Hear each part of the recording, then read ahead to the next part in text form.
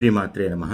సందర్భం వచ్చింది కాబట్టి 15 సంవత్సరాలుగా నాలో సమాధి అయిపోయినటువంటి ఒక రహస్యాన్ని నేను ఇప్పుడు మీకు చెప్పబోతున్నా. సుమారు 2011, 12లో అనుకుంటా, అప్పుడప్పుడే నేను మీడియాలోకి వస్తున్నటువంటి, బాగా పేరు తెచ్చుకుంటున్నటువంటి రోజులు, బాగా పాపులర్ అవుతున్నటువంటి రోజులు. నాకు మలేషియాలో ఒక ఫ్రెండ్ ఉండేవాడు.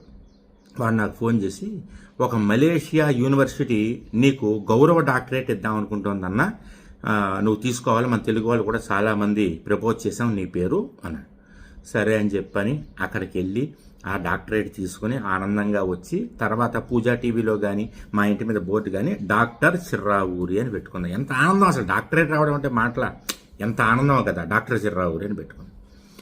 తర్వాత కొన్ని రోజులకి ఎవరడిగినా నేను డాక్టర్ చిర్రావూరి అని చెప్పుకుంటున్నాను. తర్వాత కొన్ని రోజులకి ఆడవాళ్ళ ద్వారా నాకు విషయం తెలిసింది. వాడికి ఫోన్ చేశా, ఎరా నాకు ఎందుకు ఇచ్చారు అసలు డాక్టరేట్ అని అడిగాను. అదేంటన్నా, నువ్వు సోషల్ సర్వీస్ చేస్తున్నావు, నువ్వు చేసే సర్వీస్ ఏమన్నా మామూలు సర్వీస్ అనుకుంటున్నావా అన్నాడు. అసలు నేను సోషల్ సర్వీస్ ఏం చేశారా, నాకు తెలుసు 4 ముక్కలు చెప్తున్నాను. కాదన్నా, నువ్వు వచ్చిన తర్వాత ఆడవాళ్ళు దీపం ఎలా వెలిగించాలి, ఒత్తులు ఎలా వేసుకోవాలి, తెల్లవారుజామునే దీపారాధన చేస్తే ఎంత ఐశ్వర్యం అనేది, ఐశ్వర్యం గురించి చాలా విషయాలు నువ్వు చెప్పావు కదన్నా, అది సోషల్ సర్వీస్ కాదా? ఒరే, ఇది అబద్ధం కానీ ఇప్పుడు నిజం చెప్పరా అన్న. 40,000 పెట్టి కొన్నానన్నా నీ సంతోషం కోసం, నీకు నేను ఇచ్చే గిఫ్ట్ అన్న.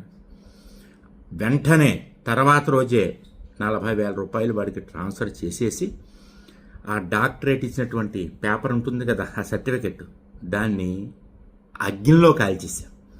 ఈ పేరు నేను పెట్టుకున్న డాక్టర్ చిర్రావు నేమ్ బోర్డు, ఇంటి మీద పెట్టిన బోర్డులు అన్నీ తీసి ఓ అగ్గిపొల్లు వేసేసా.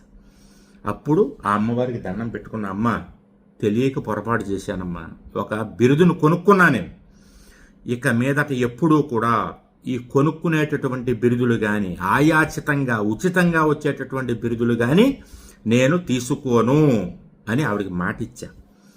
అప్పటి నుంచి ప్రతి నెల బోల్డ్ మంది, సార్ ఫలానా కళాసంస్థ నుంచి మేము ఫోన్ చేస్తున్నాం, మీకు ఫలానా అవార్డు ఇద్దాం అనుకుంటున్నాం, జ్యోతిషరత్న, జ్యోతిష మార్తాండ అని అది అనేది ఇద్దాం అనుకుంటున్నాం అని కొంతమంది, ఫ్రీగా ఇస్తామని కొంతమంది, సార్ ఒక 25,000 పెడితే మీకు అది ఇస్తాం ఇది ఇస్తామని చెప్పేసి కొంతమంది నా వెంట పడుతుంటారు. నేను అసలు వేటికి స్పందించను, నాకు అవసరం లేదని చెప్తా. విచిత్రం ఏంటంటే, నేను ఎప్పుడో తమిళనాడు వెళ్ళినప్పుడు 2010లో అనుకుంటా, ఒక ఆయన నా స్పీచ్ విని, నాకు తెలుగు రాదండి అయినా మీ స్పీచ్లో భావన నాకు అర్థమైంది, మీరు నిజంగా సభా సామ్రాట్ అండి అని ఒక మాట అన్నాడు తమిళంలో. అందుకని ఆ సభా సామ్రాట్ అనే పేరు, వీళ్ళు ఏదో ఒక బిరుదు ఉండాలండి అంటారు కాబట్టి అది వేసుకోవడానికి నేను అంగీకరిస్తా తప్ప లేకపోతే నాకు ఇష్టం ఉండదు.